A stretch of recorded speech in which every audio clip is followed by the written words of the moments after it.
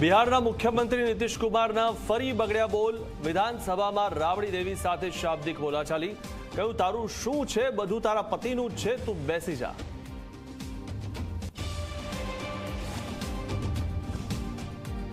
ભારે વિવાદ બાદ હવે ફરી વિધાનસભામાં કલાકારોને અપાશે આમંત્રણ। આવતીકાલથી 2 દિવસ માટે ગુજરાતી ફિલ્મ જગતના કલાકારોને બોલાવાશે। અગાઉ વિક્રમ ઠાકોરે લગાવ્યો હતો સમાજની અવગણનાનો આરોપ।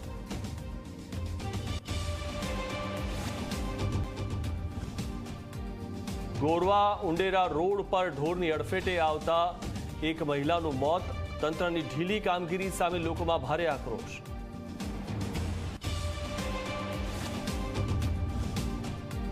રાજ્યમાં આગામી 3 દિવસ ઘટશે આખરી ગરમીનું જોર। 3 ડિગ્રી સુધી ઘટી શકે છે તાપમાન। 3 દિવસ બાદ ફરી ઉચકાશે તાપમાનનો પારો। આજે આણંદમાં યલો એલર્ટ।